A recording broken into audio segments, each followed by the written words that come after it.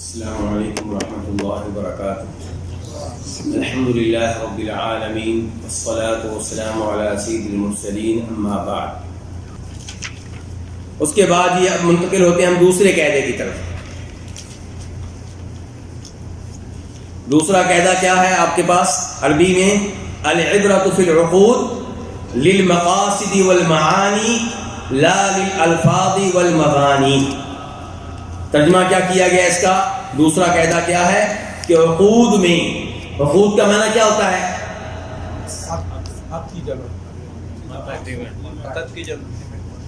عقد کی جمع ہے۔ ترجمہ اردو میں کیا کریں گے اس کا؟ صبح یہ سب کچھ ہو چکا ہے، میں سے دیکھنا چاہ رہا ہوں کہ کتنا یاد رہا آپ کو۔ معاہدہ، ترجمہ ہم نے کیا کیا تھا؟ معاہدہ۔ تو عقود میں مقصد و معنی کا اعتبار ہوگا، الفاظ کا اعتبار نہیں ہوگا۔ جب معاہدہ ہوگا آپ کا کسی سے، اس میں اعتبار کس کا ہوگا؟ مقصد و معنی کا ہوگا، الفاظ کا اعتبار نہیں ہوگا۔ پہلی نظر میں آپ اس قاعدے کو دیکھیں گے تو آپ کو قاعدہ غلط نظر آئے گا۔ آپ کہیں گے یار مجھے کیا پتا اس کی نیت کا، تو عقد میں تو اعتبار الفاظ کا ہونا چاہیے، لیکن ذرا تفصیل میں آپ جائیں گے تو آپ پھر کہیں گے کہ قاعدہ بالکل ٹھیک ہے۔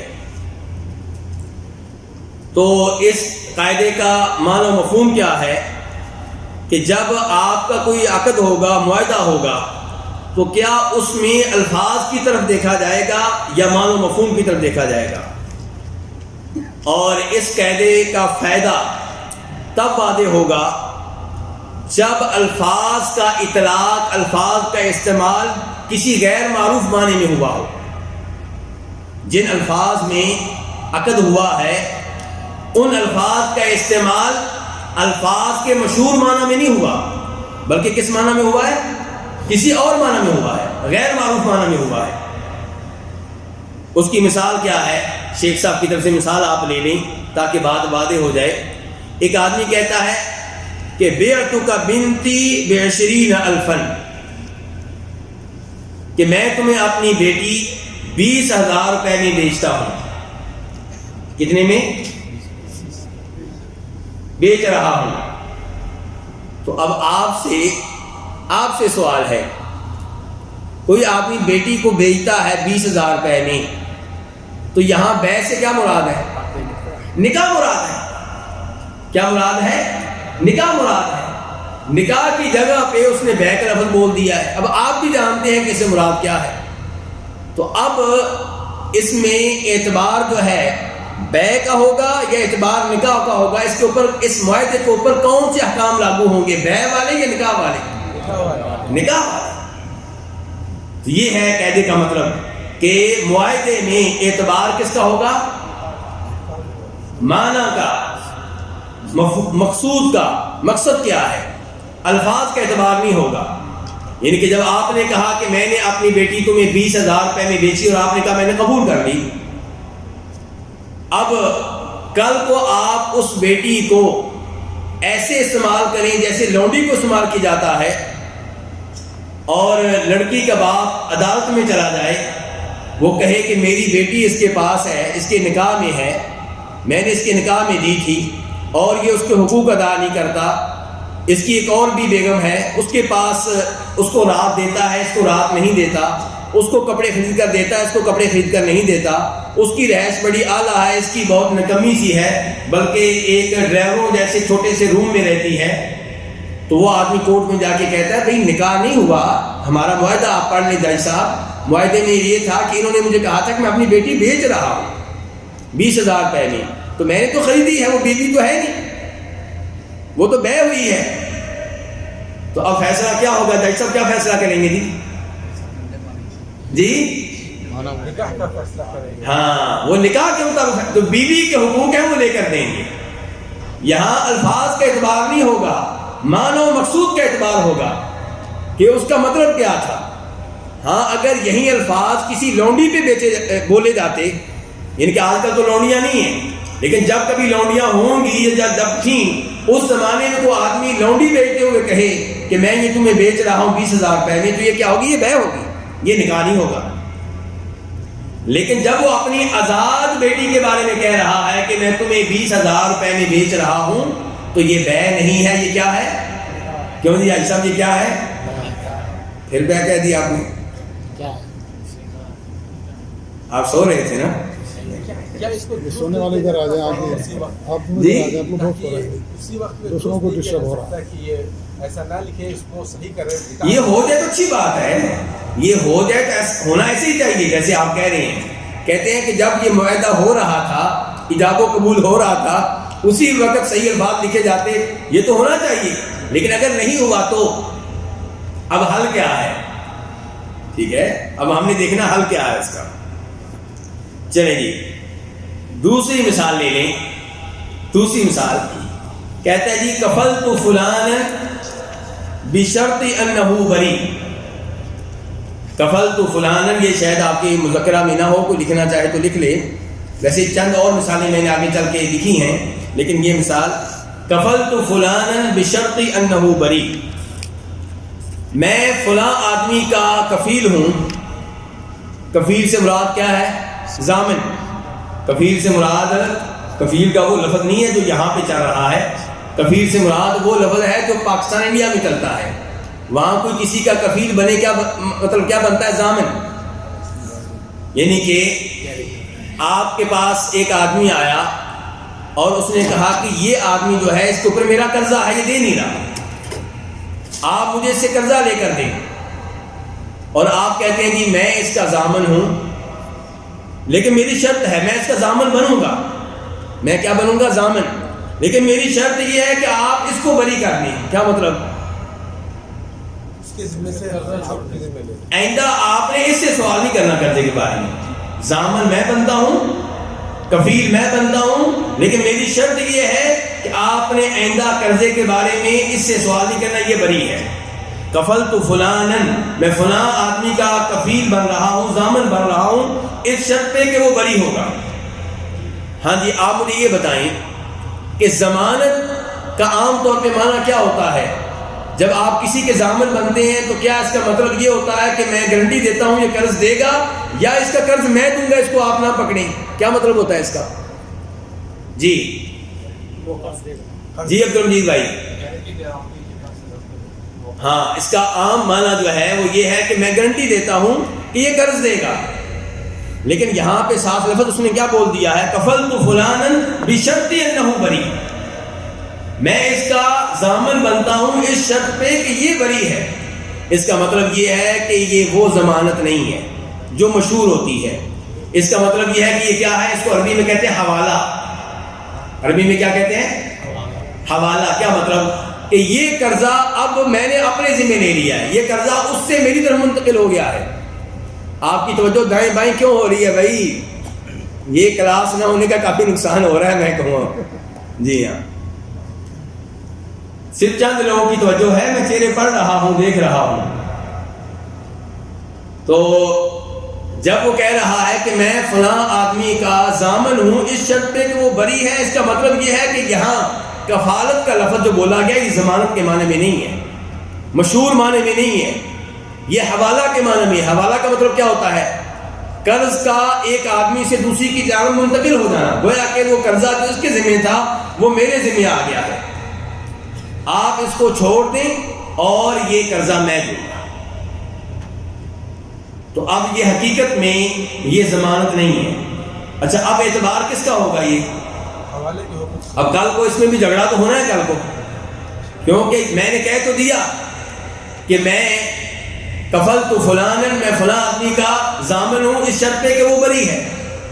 اب جس نے قرضہ لینا تھا وہ میرے پاس آ رہا ہے کہ قرضہ دیجیے، آپ نے کہا تھا کہ وہ بری ہے اور قرضہ میرے ذمہ ہے۔ وہ کہے گا میں تو نہیں کہا تھا میرے ذمہ، میں نے تو کہا تھا کفلت فلانا کہ میں ضمانت دیتا ہوں۔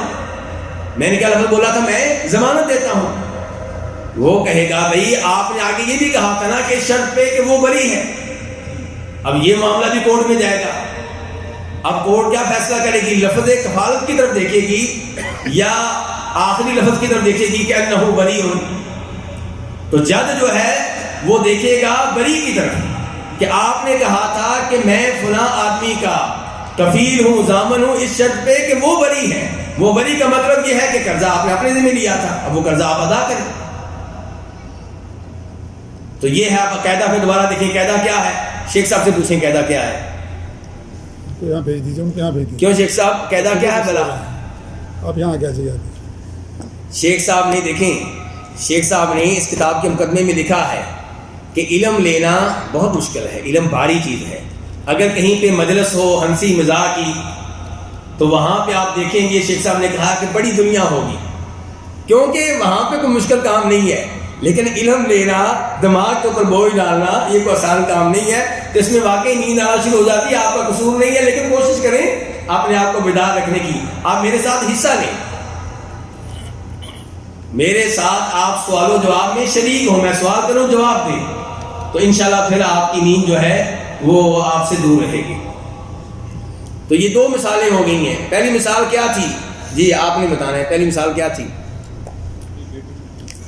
میں اپنی بیٹی کی بیع کرتا ہوں، کتنے میں؟ 20,000 روپے میں، اور وہ کہتا ہے میں نے قبول کیا.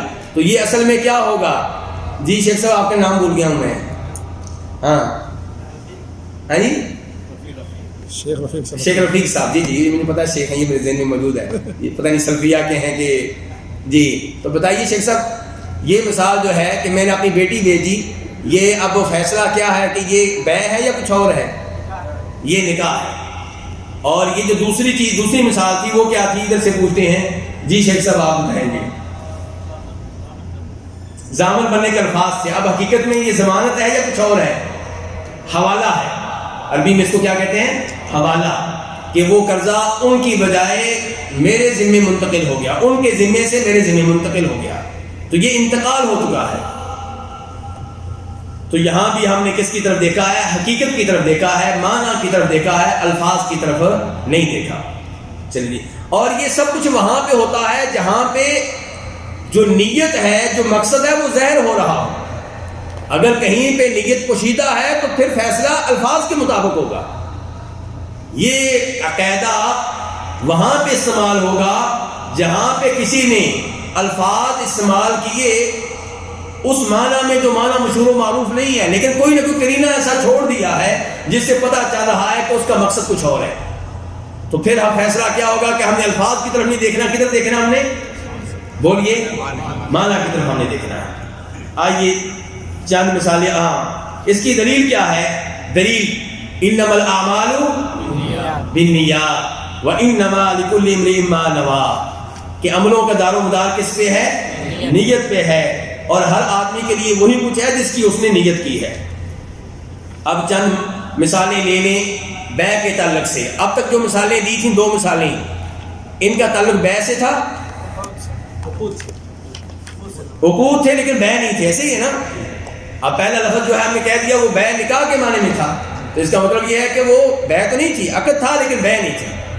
اور دوسرا بھی عقد تھا لیکن وہ بھی بیع نہیں تھی. اب شیخ صاحب کہتے ہیں چند مثالیں بیع کی آپ لے لیں. پہلی مثال آپ کے پاس موجود ہے. جی پہلی مثال کیا ہے؟ وَهَبْتُكَ سَيَّارَتِي بِأَلْفٍ. یہ سب لوگوں کے پاس کتابیں نہیں ہیں تاکہ میں آسانی سے سوال کر سکوں. جی یہ آخر میں جو شیخین جو بیٹھے ہوئے ہیں، نہیں آپ یہاں ادھر دیکھیں، ادھر دیکھیں، ان میں سے جی آپ ہی، یہ کیا اس کا معنی ہے؟ وَهَبْتُكَ سَيَّارَتِي بِأَلْفٍ. پڑھیں ذرا. جی جی میں اپنی گاڑی 1,000 روپے میں ہبہ کر رہا ہوں. کیوں جی یہ ہبہ ہے کہ بیع ہے؟ بیع ہے. الفاظ کون سے استعمال کیے گئے ہیں؟ ہبہ کے. اور ساتھ کیا کہہ دیا گیا؟ 1,000. جب 1,000 آ گیا تو یہ کیا ہے؟ بیع ہے. اچھا جی اب اس کے اوپر احکام کون سے لاگو ہوں گے؟ بیع والے. اب گاڑی کی تحدید ضروری ہے. کون سی گاڑی؟ اور ہبہ ہو تو اس میں گاڑی کی تحدید ضروری ہے؟ نہیں، اس میں کوئی مسئلہ نہیں. آنے تو جو بھی گاڑی آ رہی ہے ٹھیک ہے.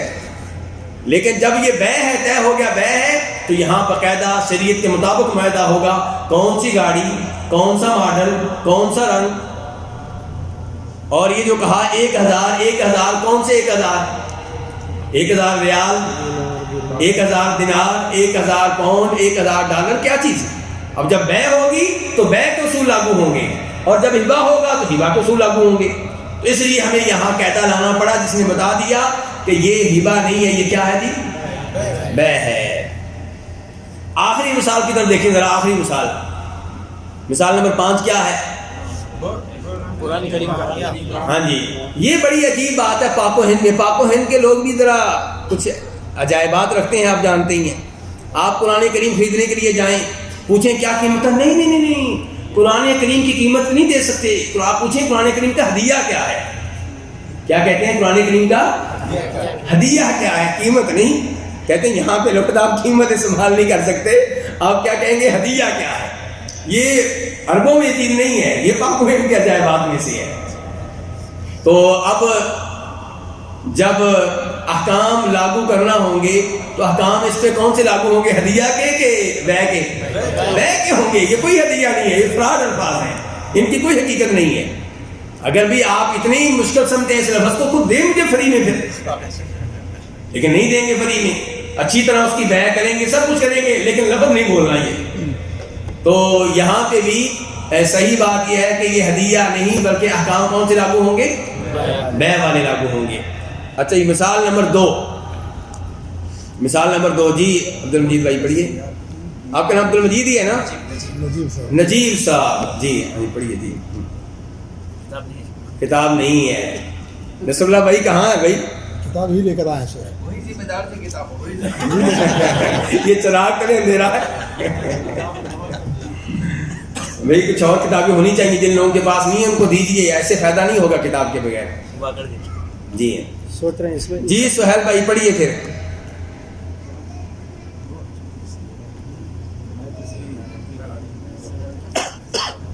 آواز نہیں آ رہی؟ نہیں، دوسرے نمبر پہ دیکھا کیسے توجہ ہوتی ہے۔ ہاں جی، بیت کا سیارتی بلا ثمن، کیا ترجمہ ہے اس کا؟ کہ میں تمہیں اپنی گاڑی بغیر کسی معاوضے کے بیچ رہا ہوں، میں اپنی گاڑی آپ کو بیچ رہا ہوں بغیر کسی معاوضے کی، کچھ نہیں لوں گا لیکن آپ کو بیچ رہا ہوں۔ ہاں جی، یہ بے ہے کہ ہبہ ہے؟ یہ ہبہ ہے۔ اب یہاں پہ لمبا چوڑا معاہدہ کرنے کی ضرورت نہیں ہے، کون سی گاڑی جو بھی ہے بھی آنے دو، جو بھی رنگ ہے جیسی بھی ہے آنے دو۔ تو یہاں پہ ہبہ کے احکام لاگو ہوں گے۔ کیوں جی؟ کیوں؟ دلیل کیا ہمارے پاس؟ العبرۃ فی العقود بالمقاصد والمعانی لا للالفاظ والمبانی۔ یہ بار بار قاعدے کو دہرائیں نا تاکہ قاعدے سے ہمارا تعلق مضبوط ہو۔ دلیل ہماری یہ ہے کہ جب کوئی معاہدہ ہوگا، جب کوئی عقد ہوگا تو اس میں اعتبار ظاہری الفاظ کا نہیں ہوگا بلکہ اس معنی و مفہوم کا ہوگا جو ظاہر ہو رہا ہے، جو واضح ہو رہا ہے۔ مثال نمبر 3 جی، ادھر سے کون سا ہے پڑھیں گے یہ مثال؟ آپ پڑھ سکتے ہیں اردو؟ ہاں پڑھیے۔ اسلفت الیک ھذا الکتاب بھذا الثوب، کیا مطلب ہے اس کا؟ کہ اس کپڑے کے عوض یہ کتاب تمہیں بطور سلف دیتا ہوں۔ سلف کیا چیز ہوتی ہے؟ بے سلف جانتے ہیں؟ بے سلف میں جب آپ کسی سے کوئی معاہدہ کرتے ہیں تو اسی مجلس میں آپ اس کو دے دیتے ہیں پیسہ، قیمت، اور چیز کب ملے گی؟ بعد میں۔ چیز کب ملے گی؟ صحابہ کرام رضوان اللہ علیہم اجمعین، بخاری وغیرہ کی حدیث ہے، وہ بے سلف کیا کرتے تھے، گندم خریدتے شامی لوگوں سے اور ان کو ایڈوانس کے طور پہ دیتے تھے کیا؟ پیسہ، اور طے ہوتا تھا کہ 1 سال کے بعد گندم ملے گی اتنے کلو، آج کی زبان میں اس زبان کے مطابق اتنے من، اور یہ اس کی کوالٹی ہوگی، یہ سب کچھ طے ہو جاتا تھا۔ تو بے سلم میں پیسے جو ہوتے ہیں، قیمت جو ہوتی ہے وہ ایڈوانس آپ دیتے ہیں، اور جو چیز آپ خرید رہے ہیں وہ کب ملے گی؟ وہ بعد میں ملے گی۔ اب یہاں پہ دیکھیے لفظ استعمال کیا ہے سلم کا، سلف کا۔ سلم اور سلف ایک ہی چیز ہے۔ سلم اور سلف میں قیمت اور پیسے آپ کیسے دیتے ہیں؟ ایڈوانس کے طور پہ، اور چیز بعد میں ملتی ہے۔ اب یہاں پہ کیا کہہ رہا ہے؟ اس کپڑے کے عوض یہ کتاب تمہیں بطور سلف دیتا ہوں۔ ہاں جی، یہ بے سلف ہے؟ یہ بے سلف ہے واقعی؟ کیا ہے؟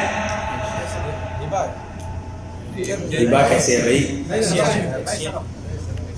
یہ حاضر بے ہے، یہ ایڈوانس نہیں ہے۔ کیونکہ دیکھیں آپ خرید کیا رہے ہیں؟ کپڑا آپ لے رہے ہیں اور دے کیا رہے ہیں؟ کتاب. دونوں چیزیں موجود ہیں، ایک ہاتھ سے دے رہے ہیں، ایک ہاتھ سے دے رہے ہیں. تو یہ حقیقت میں سلف یا سلم نہیں ہے، یہ عام بیع ہے. یہ کیا ہے؟ عام بیع ہے.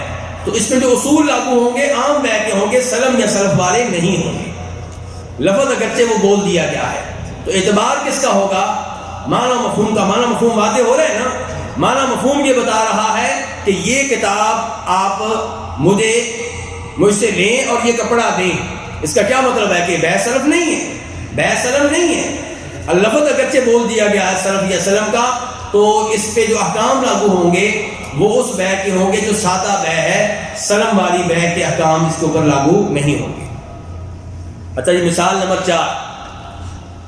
مثال نمبر 4 جی کون سے بھائی؟ جی پڑھیں آپ. جی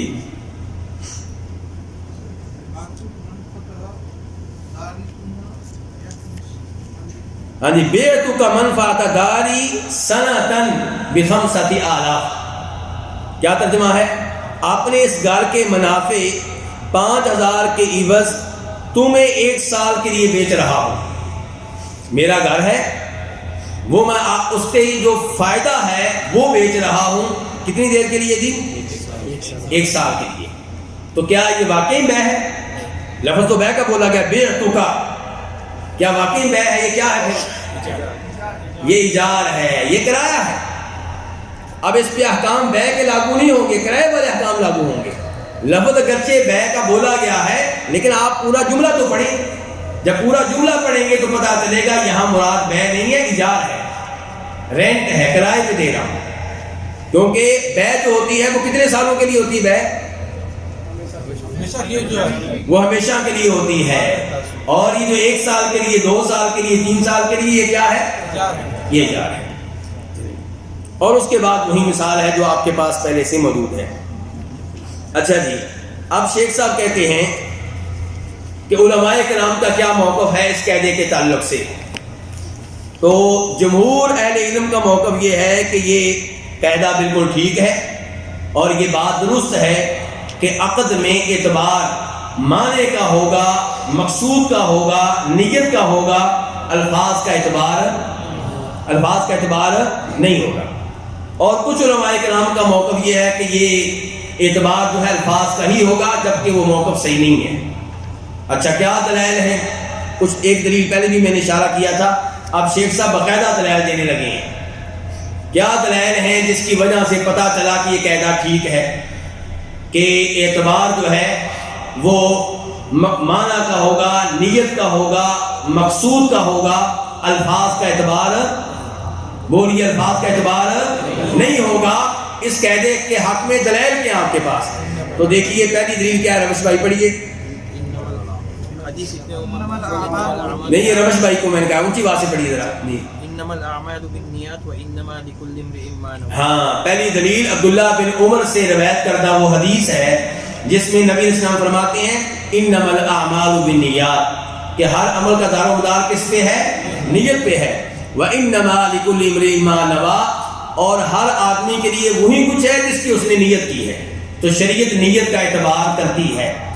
جب نیت واضح ہو رہی ہے، جب ایسے قرائن اور الفاظ استعمال کیے جا رہے ہیں جن سے نیت کا پتہ چل رہا ہے، تو پھر نیت کا اعتبار ہوگا. وہ جو ایک لفظ بولا گیا ہے اس کا اعتبار نہیں ہوگا. دوسری دلیل مقصد و اب اس قاعدے کے تعلق سے 2 موقف ہو گئے. ایک موقف یہ ہوگا کہ مقصد و معنی کا اعتبار کیا جائے، اور دوسرا موقف یہ ہوگا کہ الفاظ کا اعتبار کیا جائے. اب علماء کرام یہ کہتے ہیں کہ آپ دیکھیں کہ اصل چیز الفاظ نہیں ہوتے، اصل چیز کیا ہوتی ہے؟ معنی، مفہوم، مقصد. الفاظ تو وسیلہ ہیں، الفاظ استعمال کیے جاتے ہیں اپنا معنی کسی تک پہنچانے کے لیے، اپنا مطلب بیان کرنے کے لیے. تو اصل چیز مطلب ہوتا ہے، معنی ہوتا ہے، مقصد ہوتا ہے کہ اصل چیز الفاظ ہوتے ہیں. کیوں نہیں؟ ہاں، اصل چیز وہ معنی ہے جو آپ دوسرے تک پہنچانا چاہتی ہیں. تو اس لیے اعتبار جو ہوگا معنی مقصود کا ہوگا. دلیل کیا ہے؟ دلیل یہ ہے کہ الفاظ تو وسیلہ ہیں، اصل چیز کیا ہوتی ہے؟ معانی اور مقاصد اور مطالب، یہ اصل چیز ہوتی ہے۔ تیسری دلیل کیا ہے جی؟ منظور بھائی کہاں ہیں؟ پڑھیے ذرا، آپ کی کتاب کہاں دی؟ جی پڑھیے جی۔ کسی بھی کلام کا مقصد یہ ہوتا ہے کہ متکلم کی مراد کو سمجھا جائے، تو متکلم کی مراد جہاں سے بھی سمجھ آ جائے شرعی مقصد پورا ہو جائے گا۔ ہاں، یہ امام ابن تیمیہ رحمہ اللہ کے الفاظ کا خلاصہ ہے۔ یہ تیسری دلیل جو ہے امام ابن تیمیہ رحمہ اللہ کے الفاظ کا کیا ہے؟ خلاصہ ہے۔ وہ کہتے ہیں اصل چیز ہے متکلم کی مراد کو سمجھنا۔ جس نے یہ کہا تھا کہ میں نے اپنی بیٹی بیچی 20,000 روپے میں، اس میں اصل یہ نہیں ہے کہ وہ بیچنا کہہ رہا ہے، کیا کہہ رہا ہے، اصل یہ ہے کہ وہ کیا کہنا چاہتا ہے۔ وہ آپ کو سمجھ میں آ گیا ہے کہ وہ نکاح کرنا چاہ رہا ہے۔ تو جب آپ سمجھ گئے ہیں اس کا معنی، اس کا مقصود، اس کا مطلب، تو اعتبار اس مقصود اور مطلوب کا ہوگا جو آپ سمجھ گئے ہیں، الفاظ کا اعتبار نہیں ہوگا۔ وہ معنی و مقصود جیسے جہاں سے بھی سمجھ آئے، چاہے وہ الفاظ سے سمجھ آ جائے، چاہے وہ قرائن سے سمجھ میں آ جائے، جہاں سے بھی سمجھ میں آئے، اصل اعتبار معنی کا ہوگا، مقصود کا ہوگا، مطلب کا ہوگا، الفاظ کا اعتبار نہیں ہوگا۔ ایک سمیشن ہے کہ تحریری ایسی کیوں نہیں کی جاتی جس میں شکوک و شبہات پیدا نہ ہو؟ یہ ایسے ہی کرنا چاہیے، بات ٹھیک ہے آپ کی، میں آپ کے ساتھ ہوں۔ جس کو صلاحیت نہیں ہے جی وہ الفاظ ادا کرنے کی، میرے پاس ایسی وکیبلری نہیں ہے کہ میں وہ آپ کو الفاظ ادا کر سکوں، اسی لیے جس کو استطاعت ہے، ایک منٹ جس کے پاس اور یہ قاعدہ آپ کے لیے بنایا گیا کیونکہ آپ میں استطاعت نہیں ہے، اسی لیے یہ قاعدہ بنایا علماء کرام نے۔ اس میں تو کہہ رہے ہیں کہ جی وہ زبانی فرض کر لیں۔ اس میں آپ کا اس میں گرامی کیا ہے؟ امجد صاحب کا خیال رکھ کے قاعدہ بنایا گیا۔ آپ نے کہا نا کہ مجھ میں صلاحیت نہیں ہے، تو اسی لیے قاعدہ بنایا گیا ہے کہ امجد صاحب میں وہ الفاظ ادا کرنے کی صلاحیت نہیں ہے جو ادا کرنے چاہیے، تو وہ بے خیالی میں تو ایسے الفاظ ادا کر جاتے ہیں جو ادا نہیں کرنے چاہیے۔ پوری بات سن لینا، پوری بات سنیں، پوری بات سنیں۔ لکھنے والے کو یا جو ساتھ گواہ بیٹھے ہیں وہ آپ ہیں نا، مسئلہ یہ ہے وہ امجد صاحب ہیں، بولنے والے کہنے والے امجد صاحب ہیں۔ یہ ہم باتیں کس کے بارے میں کر رہے ہیں؟ امجد صاحب کے بارے میں۔ آپ سمجھیں بات کو دھیان سے۔ آپ نے کہا نا کہ مجھے پتہ نہیں ہے، دوسرے کو یہ کرنا چاہیے۔ مسئلہ یہ کہ آپ کی کہانی ہے یہ کہ آپ یہ کہہ بیٹھے کہ میں اپنی بیٹی جو ہے مثال کے طور پہ فرض کر رہے ہیں ہم، یا آپ نے قرآن کے بارے میں کہہ دیا، چلیے بیٹی کو چھوڑ دیں، بیٹی کے اوپر شاید کوئی بھائی ناراض ہو جائے، قرآن کی مثال لے لیں۔ اب آپ کہتے ہیں قرآن کا ایک احترام ہونا ہے، قرآن کا ایک ادب ہے، اس کے اوپر قیمت کے الفاظ استعمال کرنے مناسب نہیں ہے، تو اب آپ نے کہا کہ جی قرآن پاک کا ہدیہ ہے 100 ریال۔ اب آپ سمجھتے ہیں کہ ادب کا تقاضا یہ ہے کہ یہاں پہ قیمت کا لفظ نہ بولا جائے، ہدیے کا لفظ بولا جائے۔ اب آپ نے یہ بول دیا ہے، میں نے چپ کر کے خرید لیا، میں بھی آپ کی طرح تھا، آگے سے 100 ریال دیے اور لے لیا۔ کل کو پھر کوئی جھگڑا ہو گیا اس قرآن پاک کے معاملے میں، اب آپ کہتے ہیں میں نے تو ہدیہ کے طور پہ دیا تھا، اس کے اوپر آپ بیع والے احکام کیوں لاگو کر رہے ہیں؟ جھگڑا ہو گیا نا میرا اور آپ کا بعد میں، تو اب جج کیا کرے گا؟ جب معاہدہ میرا آپ کا ہوا تھا تب جج نے موجود نہیں تھا، جج تو سمجھدار ہوتا ہے۔ جج اگر اس وقت ہوتا تو اس نے آپ کی اصلاح کر دینی تھی، اس نے کہنا تھا کہ آپ ہدیے کے لفظ کیوں استعمال کریں، قیمت کا لفظ استعمال کریں۔ لیکن مسئلہ یہ ہے کہ جب میرا آپ کا معاہدہ ہوا تب جج موجود نہیں تھا، جیسے آپ تھے ویسا میں تھا۔ آپ نے ہدیہ کہہ دیا، میں نے چپ کر کے 100 ریال دیا، قرآن پاک لے کے چل دیا، میں نے اصلاح آپ کی نہیں کی، میں نے کیا یہ لمبی چوڑی تقریر کرنی ہے یہاں پہ؟ ٹھیک ہے، انہوں نے کہہ دیا کہ 100 ریال ہے، میں 100 ریال دیا اور چل دیا۔ اب جھگڑا تو بعد میں ہوا ہے نا، مسئلہ یہ ہے۔ تو الفاظ امجد صاحب گزارش یہ ہے کہ ایسے الفاظ نہیں بولنے چاہیے، آپ کے ساتھ ہیں، لیکن جب یہ معاملہ ہو گیا اس کے بعد کا مسئلہ یہ، شروع میں آپ کی بات صحیح ہے، اگر میں بھی سمجھدار ہوں، آپ بھی سمجھدار ہوں، تو وہ لفظ بولنا چاہیے جو شریعت کے مطابق ہو، جس میں کوئی شک و شبہ ہی نہ ہو۔ لیکن مسئلہ یہ ہے کہ جیسے آپ تھے ویسے ہی میں تھا، ہم دونوں نے ایک معاہدہ کر لیا، اب کل کو میرا آپ کا جھگڑا ہو گیا، اب جج کیا کرے گا؟ تو یہ بتایا جا رہا ہے۔ چلیں جی، اب ایک حدیث بھی لے لیں اس معاملے میں۔ حدیث کیا ہے؟ نبی کریم صلی اللہ علیہ وسلم نے ایک آدمی کو بھیجا کسی قبیلے کی طرف۔ کس قبیلے کی طرف؟ از قبیلے کی طرف۔ کس لیے جی؟ وہاں سے صدقے کا مال لے کر آؤ، زکوٰۃ کا مال لے کر آؤ، اس سال کی ان سے زکوٰۃ جو ہے وہ لے کر آؤ۔ اب اس آدمی نے زکوٰۃ جمع کی اور کچھ لوگوں نے اس کو کچھ مال وغیرہ دیا ہدیہ کے طور پہ کہ یہ ہے زکوٰۃ، اور یہ آپ کا ہدیہ ہے. اب وہ آدمی اللہ کے رسول کے پاس پہنچا, آپ کے حوالے زکوٰۃ کا مال آپ کے حوالے کر دیا اور کہنے لگا یہ جو ہے یہ تو مجھے ہدیہ ملا ہے. اب لفظ اس نے کیا بولا ہے؟ ہدیہ. تو نبی علیہ السلام نے کیا فرمایا؟ آپ اس آدمی پہ شدید ناراض ہو گئے. آپ نے اس آدمی سے کہا کہ جاؤ اپنے باپ اور اپنی ماں کے گھر میں بیٹھ جاؤ اور پھر دیکھو تمہیں یہاں پہ ہدیہ دینے کے لیے کون آتا ہے. یہ جو ہدیہ بتا رہے ہو یہ کیوں ملا ہے؟ تمہارے عہدے کی وجہ سے. تم وزیر اعظم ہو اس لیے, تم چیف منسٹر ہو اس لیے, تم اس شہر کے میئر ہو اس لیے. تو جو سرکاری عہدے کی وجہ سے تمہیں ہدیہ ملا ہے وہ ہدیہ نہیں ہے, وہ رشوت ہے. وہ کیا ہے؟ اچھا اب دیکھیے ان لوگوں نے جنہوں نے وہ مال دیا تھا انہوں نے رشوت کا لفظ استعمال کیا تھا کہ آپ کے لیے رشوت ہے. کیا کہا تھا؟ ہدیہ. اور یہ بھی اللہ کے رسول کو کیا کہہ رہا ہے؟ یہ کیا ہے؟ اور اللہ کے رسول اس کو کس معنی میں لے رہے ہیں؟ رشوت کے معنی میں. ہاں وہ تو بھی چائے پانی آج کل کیا استعمال ہوتا ہے اس کے لیے لفظ چائے پانی لائیے.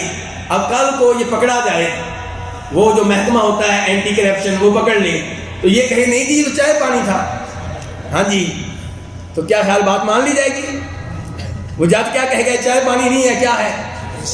تو وہ اعتبار کس کا کرے گا؟ الفاظ کا کہ معنی و مقصود کا؟ معنی و مقصود کا. تو یہ شیخ صاحب جو حدیث لے کر آئے ہیں بڑی شاندار حدیث ہے اس معاملے میں. اس سے پہلے میں آپ کو فضول سمجھ رہا تھا لیکن ابھی سمجھ میں آیا کہ نہیں ٹھیک ہے. چلے جی ٹھیک ہے جی, اللہ آپ کو جزائے خیر دے. تو کوئی کہتا ہے جی بخشش, یہاں پہ لفظ کیا چل رہا ہے؟ بخشش چاہیے جی. اور آپ کے یہاں اور کیا لفظ چلتے ہیں جی اس کام کے لیے؟ وہ میں یہ جانتا ہوں کہ ہمارے یہاں وہ ٹریفک پولیس والے کھڑے ہوتے ہیں تو اس کو پولیس والے موٹر سائیکل روک لیتے ہیں, بھی آپ نے پیچھے ایک آدمی کو اور کیوں بٹھایا ہوا ہے؟ اجازت نہیں, آج کل ایک موٹر سائیکل پہ ایک ہی آدمی بیٹھے گا. اب وہ کہتا ہے جی مجھے معاف کر دیں, چھوڑ دیں. وہ جو دکاندار ہے اس کے پاس جاؤ اور اس کو ایک پیپسی کے پیسے جمع کروا دو. یہ ایک پیپسی کے جو پیسے جمع کروائے جا رہے ہیں یہ کیا ہے؟ یہ رشوت ہے. تو اب بظاہر لفظ رشوت کا نہیں بولا گیا. تو کہنے کا مطلب یہ ہے کہ یہ قاعدہ کیا بتا رہا ہے؟ قاعدہ کیا جی پھر بولیے ذرا. العبرۃ فی العقود للمقاصد والمعانی لا للالفاظ والمبانی. کہ جب کوئی معاہدہ ہوگا دو آدمیوں میں تو اس میں اعتبار الفاظ کا نہیں ہوگا, کس کا اعتبار ہوگا؟ معنی و مقصود کا اعتبار ہوگا. چلیں گے. شیخ صاحب نے بلکہ یہاں پہ لکھا ہے, کہتے ہیں کہ کوئی بڑا آفیسر ہے, اس کی جناب دعوت کی جاتی ہے, بہت بڑی تقریب اس کے لیے منعقد ہوتی ہے. کیوں جی؟ میں اس کی تکریم کرنا چاہتا ہوں. کیا کرنا چاہتا ہوں جی؟ اکرام کرنا چاہتا ہوں, تکریم کرنا چاہتا ہوں جی. فلاں شخصیت کے اعزاز میں تقریب منعقد کی جا رہی ہے. کیوں جی؟ اگر یہ غریب آدمی ہوتا تو کیا آپ اس کے لیے تقریب منعقد کرتے؟ آپ یہ سلام پیش کر رہے ہیں اس کے عہدے کو, تو یہ آپ رشوت دے رہے ہیں, یا تو فائدہ اٹھا چکے ہیں یا قبل از وقت رشوت دے رہے ہیں اور اس کا فائدہ بعد میں آپ اٹھائیں گے. تو یہاں پہ آپ کے الفاظ کا اعتبار نہیں ہوگا. بظاہر آپ نے کیا لکھا ہے لوگوں کو جن کو بلایا ہے کہ فلاں شخصیت کے اعزاز میں تقریب ہو رہی ہے, وہ اعزاز وغیرہ نہیں ہے, وہ آپ کو رشوت دے رہے ہیں. یہاں پہ شیخ سلیمان رحیلی کہتے ہیں کہ اس بارے میں امام ابن تیمیہ رحمہ اللہ کے چند الفاظ ہیں اور بڑے دقیق قسم کے الفاظ ہیں. وہ کہتے ہیں ان العقد جنس لا یشرع فیہ التعبد بالالفاظ, کہ یہ جو معاہدے ہوتے ہیں یہ معاہدے ایسی چیز ہیں جن میں الفاظ کی طرف نہیں دیکھا جائے گا, الفاظ کی ارد گرد آپ نہیں گھومیں گے. جو الفاظ سے جملہ پورا جو آپ نے استعمال کیا ہے, جو قرائن آپ نے چھوڑے ہیں, جس ماحول میں وہ الفاظ آپ نے استعمال کیے ہیں, اس سے جو معنی و مفہوم سمجھ میں آ رہا ہے اس کا اعتبار ہوگا.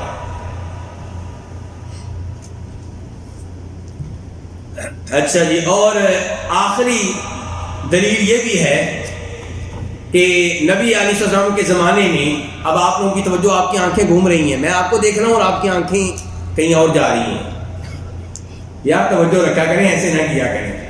چلیں گے. نبی علیہ السلام کے زمانے میں کثرت سے بیع ہوتی رہی، معاہدے ہوتے رہے، اور کسی حدیث میں نہیں آیا کہ آپ نے لوگوں کو بیع کرنے کے لیے کسی خاص لفظ کا پابند کیا ہو کہ بھئی جس نے بیع کرنی ہے وہ یہ الفاظ استعمال کرے گا. کیوں جی ایسے کوئی الفاظ سنے آپ نے؟ کبھی کسی مولوی صاحب سے آپ نے سنا ہو کہ اللہ کے رسول نے کہا تھا کہ بیع کرنے کے لیے یہ الفاظ استعمال کرنے چاہیے؟ تو اس کا کیا مطلب ہے؟ اس کا یہی مطلب ہے کہ کوئی بھی جملہ استعمال کیا جا سکتا ہے اور اعتبار اس جملے کے معنی و مفہوم کا ہوگا. جو ایک لفظ اس میں بولا گیا ہے خاص اس لفظ کا اعتبار نہیں ہوگا. البتہ یہاں پہ شیخ صاحب کہتے ہیں کہ نکاح کے معاملے میں احتیاط کرنی چاہیے. کہتے ہیں مشورہ یہی ہے کہ نکاح کا معاملہ جو ہے یہ بڑا نازک معاملہ ہے، کسی لڑکی کی عزت کا معاملہ ہے، تو یہاں پہ جو آپ الفاظ استعمال کریں اور اس میں بہت زیادہ احتیاط کریں. اچھا جی، کہتے ہیں اب اس قاعدے سے ایک اور چھوٹا سا اصول نکلا ہے، اور وہ کہ بیع کو منعقد کرنے کے لیے قاعدے سے ایک چھوٹا سا قاعدہ. وہ کیا؟ وہ شاید آپ کے ہاں میں نے لکھا بھی ہو، دیکھیے گا. ہاں لکھا ہوا ہے ماشاءاللہ. اس قاعدے سے ماخوذ ایک اصول صفحہ نمبر 20 پہ کہ لا یشترط لانعقاد البیع لفظ، کہ بیع کے منعقد ہونے کے لیے الفاظ شرط نہیں ہے. یعنی کہ ایک تو یہ ہے کہ خاص الفاظ شرط نہیں ہے، اب دوسری یہ چیز کہ کوئی بھی لفظ شرط نہیں ہے، لفظ نہ بولے بیع ہو جائے گی. اور اس کا نام کیا؟ دیکھیں نیچے کیا نام لکھا، بیع المعاطا. کیا نام ہے جی؟ اور عام طور پہ آج کل کون سی بیع چل رہی ہے؟ بیع المعاطا چل رہی ہے آج کل. آپ جناب سپر سٹور میں جاتے ہیں، قیمت اس کے اوپر لکھی ہوئی ہے، خاموشی سے کیشیئر کے پاس آپ 20,000 رکھتے ہیں اور چیز لے کے باہر نکل آتے ہیں. نہ آپ نے کوئی لفظ بولا نہ اس نے کوئی لفظ بولا. کیوں جی بولتے ہیں؟ تو اس کو کیا کہتے ہیں؟ بیع المعاطا. ایک ہاتھ سے دیا، ایک ہاتھ سے لیا اور کوئی لفظ بھی استعمال نہیں کیا. دیکھیں بیع المعاطا کی تعریف کیا لکھی ہے، کوئی لفظ ادا کیے بغیر کوئی چیز لینا اور اس کی قیمت ادا کر دینا. اچھا، جمہور علماء کرام کا موقف یہ ہے کہ بیع المعاطا درست ہے. شافعیوں کا یہ قول موجود ہے. شافعی حضرات کہتے ہیں نہیں، بیع المعاطا کافی نہیں ہے، بولنا پڑے گا. بولیے کہ میں چیز اتنے میں بیچتا ہوں اور وہ کہے میں ٹھیک ہے میں خریدتا ہوں. یہ ایجاب و قبول ضروری ہے. جبکہ جمہور علماء کرام کا موقف یہ ہے کہ نہیں، بیع المعاطا درست ہے اور اس کے کئی دلائل بھی دیتے ہیں جمہور. ان دلائل میں سے ایک دلیل یہ ہے کہ پہلے قاعدے کے ذریعے واضح ہو چکا ہے کہ الفاظ مقصود اعتبار کس کا ہے؟ مقاصد کا اور معانی کا. تو جب معنی و مقصود سے مسئلہ حل ہو گیا تو الفاظ بولنے ضروری نہیں ہے. آپ نے قیمت پڑھی، 20,000 دیے، چیز اٹھا کے باہر نکل گئے، اس کا کیا مطلب ہے؟ یہ کیا ہو رہا ہے؟ یہ بیع ہو رہی ہے. تو یہ ساری جو حرکت ہوئی ہے یہ حرکت بتا رہی ہے کہ کیا ہوا ہے، بیع ہوئی ہے. اس لیے الفاظ استعمال کرنی نہ مخصوص الفاظ ضروری ہے اور نہ کوئی بھی لفظ، یعنی کہ ایک لفظ بھی استعمال نہ کریں تو بیع آپ کی ہو جائے گی. اور ویسے بھی شریعت میں دوسری دلیل یہ ہے، یہ دلائل کس چیز کی میں دے رہا ہوں؟ بیع المعاطا کا مطلب کیا؟ کہ کوئی بھی لفظ بولے بغیر بیع کر لینا درست ہے. تو اس کے دلائل میں سے دوسری دلیل یہ ہے کہ شریعت میں بیع کا تذکرہ آیا ہے اور مطلق طور پہ آیا ہے. شریعت نے یہ نہیں کہا کہ یہ لفظ بولو، وہ بولو، نہ بولو، ایسی کوئی بات نہیں آئی. تو اب اس میں اعتبار ہمارے عرف کا ہوگا، ہمارے کلچر کا اعتبار ہوگا. عرف کا اعتبار ہوگا کس کا؟ ہمارے کلچر کا. تو جب کلچر میں، ہمارے عرف میں بیع کا یہ طریقہ ہے کہ آپ سٹور میں جائیں، قیمت پڑھیں، پیسے ادا کریں اور چیز اٹھا کے باہر نکل آئیں، ہمارا عرف اس بیع کو مانتا ہے تو شریعت بھی مانتی ہے. شریعت اس لیے مانتی ہے کہ شریعت نے اس میں کوئی ضابطہ بیان کیا ہی نہیں. شریعت نے آپ کو اس معاملے میں آزاد چھوڑ دیا ہے. تو جیسے بھی آپ بیع کر لیں شریعت کو اعتراض نہیں ہے. اور تیسری دلیل یہ ہے کہ بیع المعاطا ساری مسلم دنیا میں ہو رہی ہے، ایسے ہی ہے، اور کسی نے اس پہ انکار، کسی نے اس کو غلط قرار نہیں دیا. تو یہ گویا کہ خاموش اجماع ہو گیا مسلمانوں کا کہ بیع المعاطات جو ہے یہ بالکل صحیح ہے. اچھا جی، اب کہتے ہیں اس سے ایک اور نتیجہ نکلا. جب اب آپ نے یہ مان لیا کہ بیع کے لیے الفاظ شرط، اور مانا ہے کہ نہیں مانا آپ نے، یا پہلے یہ منانا پڑے گا؟ مان گئے بیع کے لیے الفاظ شرط نہیں ہے، یہ مان لیا. تو اب ایک اور چیز مان لیا، وہ کیا ہے؟ آپ کے ہاں لکھا ہوا ہے بیع تحریری طور پہ منعقد. جب الفاظ شرط نہیں ہے تو اس کا مطلب یہ ہے کہ بیع تحریری طور پہ بھی منعقد ہو جاتی ہے، اور خصوصاً اس آدمی کی طرف سے جو موجود نہ ہو، وہ تحریری طور پہ لکھتا ہے اور دوسرا قبول کر لیتا ہے تو بیع ہو جائے گی. اس کی مثالیں لیں. کہتے ہیں مثال یہ ہے، ایک آدمی نے دوسرے آدمی کو لکھا، آج کل تو موبائل اور واٹس ایپ کے ذریعے لکھ دیا، اور پہلے بھی لکھتے تھے، کہ اپنی گاڑی مجھے بیچ دیں 5000 روپے میں. اور دوسرے نے لکھا قبل تو کیا، میں نے یہ بیع کیا کر لی ہے؟ قبول کر لی ہے. تو صحیح بات یہ ہے کہ بیع منعقد ہو جائے گی. یہ الفاظ کے ساتھ ہوئی ہے کہ تحریری طور پہ ہوئی ہے؟ تحریری طور پہ ہوئی ہے. تو کہتے ہیں یہ بیع بالکل صحیح ہے. کہتے ہیں ایک اور مثال لیں. ایک آدمی کسی ملک میں مقیم ہے،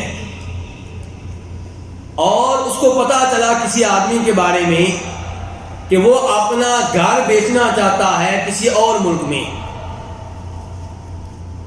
یعنی کہ ایک انسان کسی ملک سے ہے. شیخ صاحب کہتے ہیں کوئی آدمی مصر سے امارات میں آیا. شیخ صاحب کی مثال لے لیں. کہاں سے آیا جی؟ مصر سے. کہاں آیا؟ امارات میں. مصر سے آیا ہے، کہتے ہیں یا سوریہ سے آیا ہے، یعنی کہ مقیم کس ملک میں ہے؟ امارات میں. اور پتہ چلا کہ اس کے گاؤں میں ایک آدمی، گاؤں کہاں ہے؟ مصر میں، شام میں. ایک آدمی جو ہے وہ اپنا گھر بیچنا چاہتا ہے، اور اس کو اس گھر کا پتہ ہے، اس نے دیکھا ہوا ہے، مصر میں وہ رہتا ہے، اس کے محلے میں گھر بک رہا ہے. تو وہ اس آدمی کو جو وہاں پہ مصر میں گھر بیچنا چاہتا ہے اس کو لیٹر لکھتا ہے، اور اس میں کہتا ہے کہ میں فلاں آدمی بات کر رہا ہوں، میں یہ لیٹر میری طرف سے ہے، میں فلاں آدمی ہوں، میرا یہ نام ہے، میرے باپ کا یہ نام ہے، اور میں آپ کو لیٹر لکھ رہا ہوں، اور آپ کا نام یہ ہے.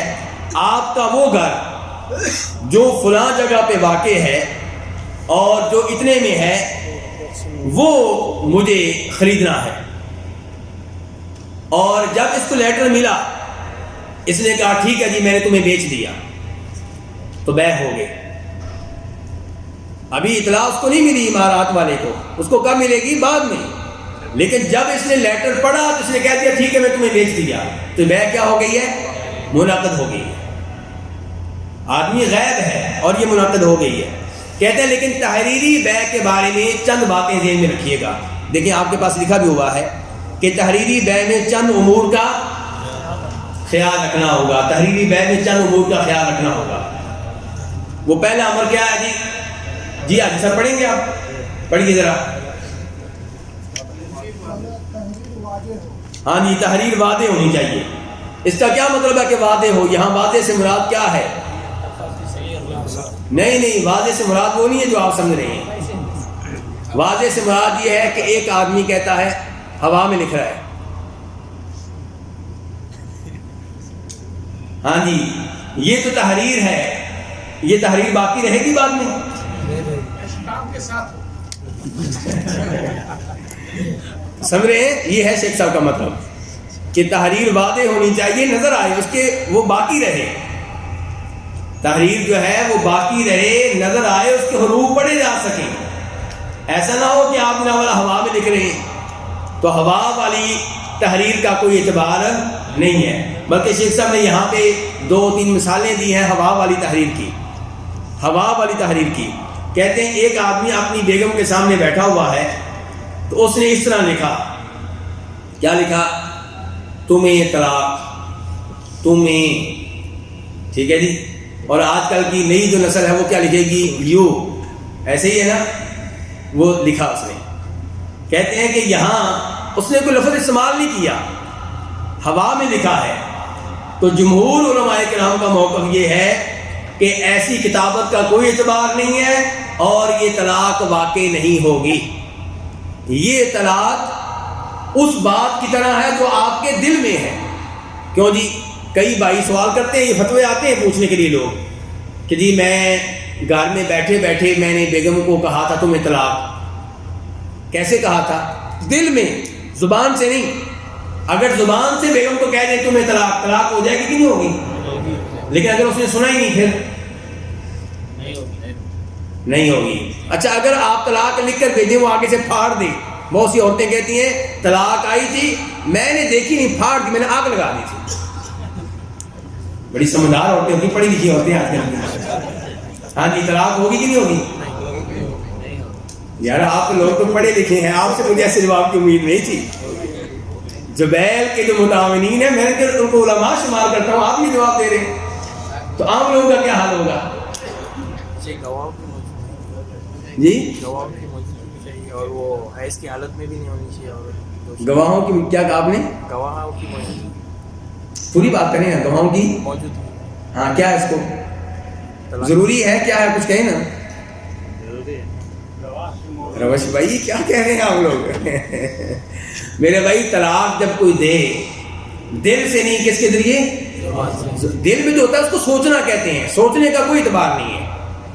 اعتبار ہے بولنے کا. چاہے آپ کمرے میں تنہا بیٹھے ہیں آہستہ سی آواز سے کہتے ہیں جیسے نماز پڑھ رہے ہوتے ہیں. اسی انداز سے آپ نے کہہ دیا بیگم کو کہ تمہیں طلاق. بیگم نہیں ہے وہاں پہ موجود، وہ بلکہ 1 مہینے سے روٹھی ہوئی ہے، سسرال میں پہلے گئی ہوئی تھی. وہ آپ نے پیچھے سے یہ دھماکہ کر دیا. اب طلاق ہوئی کہ نہیں؟ ہو گئی، طلاق ہو جائے گی بالکل. اور اگر آپ نے طلاق لکھ کر بھیج دی ہے، بیگم اس کو پھاڑ دے نہ پھاڑے، آگ لگائے نہ لگائے، جب یہ تیر نکل گیا ہے تو اب واپس نہیں آئے گا، طلاق ہو گئی ہے. لیکن یہ جو ہوا میں لکھا گیا ہے، شیخ صاحب کہتے ہیں یہ طلاق نہیں ہے. یہ ایسی ہے جیسے دل میں آپ نے سوچا ہو. جو دل میں آپ نے سوچا ہے اس سوچنے سے طلاق ہوگی. اگر دل میں سوچا ہے آپ نے بیگم کو طلاق، زبان سے ادا نہیں کیا دل میں، تو وہ طلاق نہیں ہے جب تک کہ زبان سے ادا نہیں کریں گے. زبان سے جب ادا کریں گے، گواہ موجود ہو نہ ہو، کوئی اور ہو نہ ہو، بیگم سنے نہ سنے، بیگم آگ لگائے، جو مرضی کرے، جب آپ نے لکھ دیا یا آپ نے جب زبان سے ادا کر دیا طلاق ہو جاتی ہے. لیکن جو ہوا میں لکھیں گے تو اس کا کوئی اعتبار نہیں. اب شیخ صاحب ایک اور مثال دیتے ہیں. کہتے ہیں آپ کی بیگم آپ کے قریب ہی سوئی ہوئی ہے اور آپ جناب والا اسی کے سرہانے پہ انگلی سے لکھ رہے ہیں. کیا تمہیں ہوا میں نہیں لکھا، آپ کہاں لکھ رہے ہیں؟ سرہانے پہ کہ تمہیں طلاق. تو کہتے ہیں جمہور علماء کرام کے نزدیک یہ بھی طلاق نہیں ہوگی، اس طلاق کا اعتبار نہیں ہے. چلیے تو اور ایسے ہی کہتے ہیں. ایک تیسری مثال لیجیے. اب تیسری مثال کیا ہے کہ آپ کے پاس کوئی کیل ہے. کیل سمجھتے ہیں کہ نہیں سمجھتے؟ نیل جس کو بولتے ہیں، نیل کیلا. نہیں مسمار. مسمار کو انگلش میں کیا کہتے ہیں جی؟ باقی لوگ نیل. چلیں ٹھیک ہے جی، نیل ہے تو ٹھیک ہے. مسمار ہے عربی میں. تو یہ مسمار جو ہے اس کے ذریعے کسی نے لکھا برف کے اوپر، اور برف وہ ہے جو پگھل جائے گی. اچھا جی. اور ایسے ہی کسی نے پانی کے اوپر لکھا انگلی کے ساتھ. کس کے اوپر لکھا؟ پہلی مثال کیا تھی؟ کہاں لکھا؟ ہوا میں. دوسری کیا تھی؟ کس کے اوپر لکھا؟ سرہانے پہ، تکیے پہ. اور تیسری مثال کیا تھی؟ برف جو پگھلنے والی ہے. اور چوتھی مثال کیا ہے؟ کس کے اوپر لکھا ہے؟ پانی پہ. وہ دریا میں یا نہر میں پانی پہ لکھ رہا ہے کہ تمہیں طلاق. تو شیخ صاحب کہتے ہیں اس تحریر کا کوئی اعتبار نہیں ہوگا اور اس کی وجہ سے طلاق واقع نہیں ہوگی. ریت پر لکھا جی؟ ریت پر بالو پہ لکھا ریت کے اوپر لکھا نہیں. ریت کا تو اعتبار ہوگا. مٹی کے اوپر لکھیں گے اعتبار ہوگا. لیکن یہ پگھلنے والی چیزیں، جو ختم ہونے والی چیزیں جو ہیں ان کی بات ہوگی. یہ کوئی واضح شکل میں نہیں رہتی. جی جی، جس کے باقی نہیں رہتی. تو اس لیے شیخ صاحب یہاں پہ کہتے ہیں بیع کے معاملے میں کہ بیع کیا ہونی چاہیے؟ بے اگر آپ تحریری طور پہ کر رہے ہیں تو وہ تحریر ایسی ہو جو باقی رہے، جو بعد میں پڑھی جا سکے. اچھا، اور اسی کا حصہ یہ ہے، یہ پہلا امر جو ہے، میں نے کہا نا پہلا امر، دیکھیں پہلا امر ہے. پہلا امر کیا ہے؟ تحریر واضح ہو. اسی کے ساتھ یہ بھی کہ یہ معروف ہو، یہ معلوم ہو کہ تحریر کس کی طرف سے ہے اور کس کے نام پہ ہے. اس کے ساتھ آگے لکھنی، تحریر واضح ہو اور اس میں یہ بتایا جا رہا ہو کہ تحریر کس کی طرف سے ہے اور کس کے نام ہے. دوسرا عمل یہ ہے کہ بے پہ قبول، اور بریکٹ میں کیا لکھا ہوا ہے؟ موافقت اسی مجلس میں ہو جس میں تحریر پڑھی جائے. یعنی کہ وہ جو امارات سے لیٹر لکھا گیا ہے مصری آدمی کو، کیا کہ آپ کا فلاں مکان میں خریدنا چاہتا ہوں، اتنے میں خریدنا چاہتا ہوں، جو فلاں محلے میں ہے. اب اس کو لیٹر ملا، لیٹر اس نے پڑھا، اب اس نے کہا 2-3 دن میں سوچوں گا، تو بعد میں وہ کہتا ہے بیٹھے بیٹھے کہ ٹھیک ہے جی میں نے قبول کیا، تو یہ بے منعقد نہیں ہوگی. بے منعقد یہ ہے ہاں ایک مجلس، اور وہ یہ ہے کہ جو ہی لیٹر ملے پڑھتے ہی اسی مجلس میں یہ بات کہے کہ ٹھیک ہے جی میں نے تم یہ مکان بھیج دیا، اور بعد میں اس کو اطلاع دے دے. اطلاع چاہے بعد میں دے، لیکن قبول کیا میں نے، واقعی تمہیں مکان دے دیا، یہ اسی وقت طے ہو جانا چاہیے. کیوں کہتے ہیں کہ جہاں پہ بے ہوئی ہے وہیں پہ اس مجلس میں سارا کچھ طے ہو جانا چاہیے. تو یہ اس کی مجلس ہے، جو لیٹر پڑا ہے یہ اس کی مجلس ہے.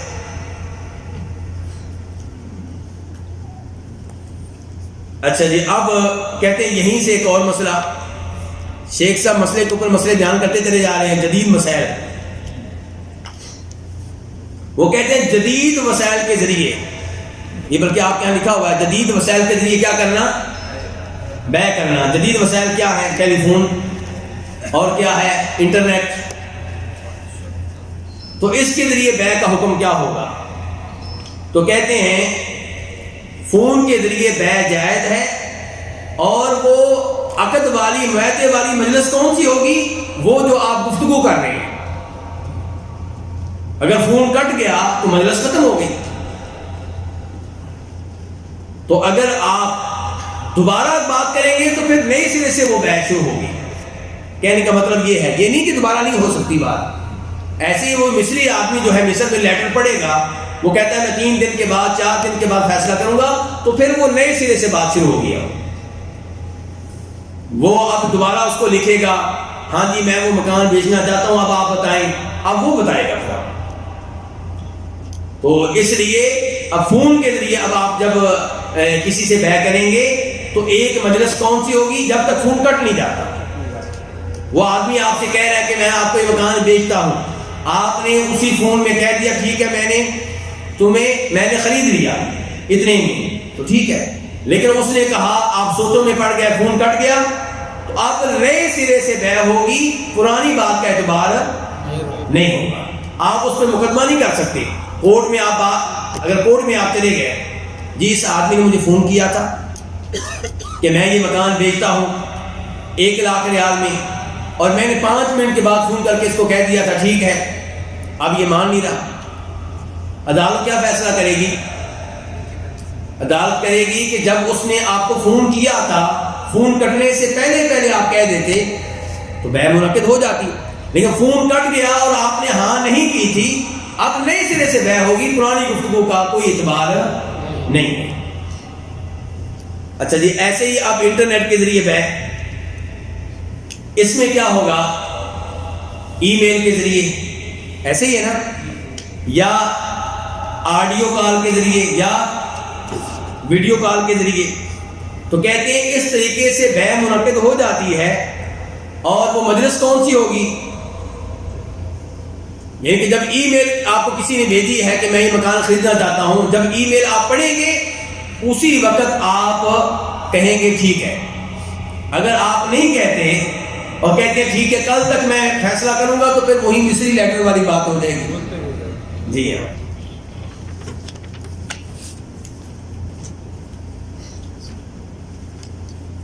اچھا جی، یہاں پہ شیخ صاحب کہتے ہیں ایک تنبیہ، وارننگ، دھیان سے.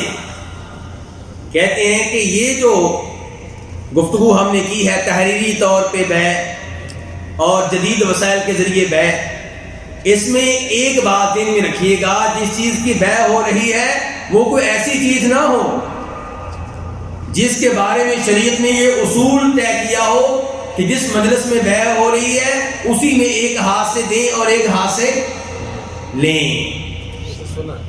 ان کے سونے گولڈ کی بیع ہے، یہ لیٹر کے ذریعے نہیں ہوگی، یہ نیٹ کے ذریعے نہیں ہوگی، یہ آڈیو یا ویڈیو کال کے ذریعے نہیں ہوگی. جبکہ آج کل انٹرنیٹ پہ یہ بیع ہو رہی ہے، غلط ہے، شریعت کے خلاف ہے. اچھا کہتے ہیں لیکن علماء کرام نے اس کا ایک حل نکالا ہے، گولڈ کا بھی ایک حل نکالا ہے. اگر آپ نیٹ کے ذریعے کرنا چاہتے ہیں، فون کے ذریعے کرنا چاہتے ہیں، اور کیا کہتے ہیں جی، ہونڈی، یہ ملکی قوانین اس کی اجازت نہیں دیتے، اس لیے اس سے دور رہیں. لیکن اگر ملکی قوانین اجازت دیتے ہوں تو شریعت کے لحاظ سے یہ کیسے جائز ہوگا؟ کرنسی کی بیع، گولڈ کی بیع. اب دیکھیں نا، آپ تو ہونڈی والے کو کیا دیتے ہیں؟ کرنسی دیتے ہیں، ریال دیتے ہیں نا، وہ ادھر کیا دے رہا ہے؟ روپیہ دے رہا ہے. تو اگر آپ ریال دیں اور وہ ریال آگے پہنچا دے تو اس میں تو کوئی مسئلہ نہیں تھا، اس پہ کوئی اعتراض نہیں تھا. اعتراض یہ ہے کہ آپ دیتے ہیں ریال، وہ آگے کیا دیتا ہے؟ روپیہ. اس کا مطلب یہ ہے کہ اس میں پہلے نمبر پہ کیا کام ہو رہا ہے؟ تبادلہ. ریال کی روپے کے ساتھ بیع ہو رہی ہے، ریال کی کیا ہو رہی ہے؟ اور یہ ایسی بیع ہے جس میں مجلس کا ایک ہونا ضروری ہے نا، جبکہ ایسا نہیں ہو رہا، ایسا نہیں ہو رہا. تو یہ جو نیٹ کے ذریعے ہے اس میں بھی یہی اعتراض ہے، فون کے ذریعے جو ہو رہا ہے اس میں بھی اعتراض ہے. اس کا حل کیا ہے؟ کہتے ہیں حل یہ ہے کہ جو بائع ہے، بیچنے والا، گولڈ بیچنے والا، اس کا وکیل ہو، نائب ہو کوئی، اور جو خریدنے والا ہے مشتری، اس کا بھی کوئی وکیل ہو. تو جو بیچنے والے کا وکیل ہے وہ خریدنے والے کے وکیل کو وہ چیز ایک ہی مجلس میں پکڑا دے گا. یعنی کہ آپ نے فون پکڑا ہوا ہے ادھر، نیٹ کے ذریعے آپ کر رہے ہیں، اور جہاں پہ یہ کام ہو رہا ہے، جہاں پہ گولڈ موجود ہے، وہاں پہ آپ کا وکیل موجود ہو، وہ کیا گولڈ خرید رہا ہے، اور جو بیچنے والا ہے وہ خود موجود ہو یا اس کا وکیل موجود ہو، تو اسی مجلس میں یہ کام ہو جائے وکیل کے ذریعے، پھر ٹھیک ہے، پھر کوئی مسئلہ نہیں ہے. یہی صورتحال کرنسی کی ہے کہ وکیل اگر موجود ہو آپ کا، اور ہونڈی اگر ملکی قوانین کے مطابق جائز ہوتی تو اس میں یہ صورتحال نکالی جا سکتی ہے کہ آپ اسی آدمی کے پاس بیٹھے ہوئے ہیں جس کو آپ ریال دے رہے ہیں، آپ اس سے الگ نہیں ہوتے، اور ادھر آپ کا وکیل ہے انڈیا میں، وہ بتاتا ہے جی میں نے وہ پیسے وصول کر لیے، اس کے بعد آپ ہونڈی والے شخص سے الگ ہوتے ہیں، تو پھر یہ شریعت کے لحاظ سے جائز ہو جاتا ہے. لیکن اب ملکی قوانین کی وجہ سے جائز نہیں ہے، کیونکہ جو حکمران ہیں ان کی ان معاملات میں اطاعت کرنی چاہیے، ان کی یہ بات ماننی چاہیے. لیکن گولڈ میں ایسا نہیں ہو سکتا، گولڈ میں ایسا نہیں ہو سکتا، گولڈ میں، کرنسی میں، ان چیزوں میں ایسا نہیں ہو سکتا، آپ جانتے ہیں. تو یہ جناب تھا ہمارا قاعدہ نمبر 2. قاعدہ نمبر 2 کیا تھا جی ہمارا؟ العبرۃ فی العقود بالمقاصد والمعانی لا بالالفاظ والمبانی. کیا معنی ہے اس کا؟ ہاں جی بیٹا آپ بتائیں گے کیا معنی ہے اس کا؟ ہاں جی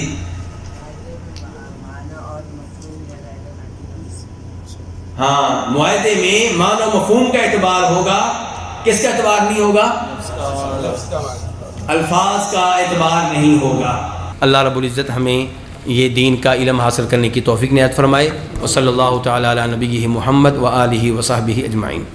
ویڈیو کو اپنے دوستوں کے ساتھ ضرور شیئر کیجیے گا، اور اگر آپ نے ابھی تک ہمارا چینل سبسکرائب نہیں کیا تو فوراً سبسکرائب کیجیے، ساتھ ہی بیل آئیکن پر کلک کریں تاکہ مزید آنے والی ویڈیوز جہاں وقتاً فوقتاً آپ کے لیے اس چینل پر اپلوڈ کرتے ہیں وہ آپ کو وقت پر ملتی رہیں اور آپ ان سے مستفید ہوتے رہیں۔ اگلی ویڈیو تک ہمیں دیجیے اجازت، اپنا خیال رکھیے گا، اللہ حافظ۔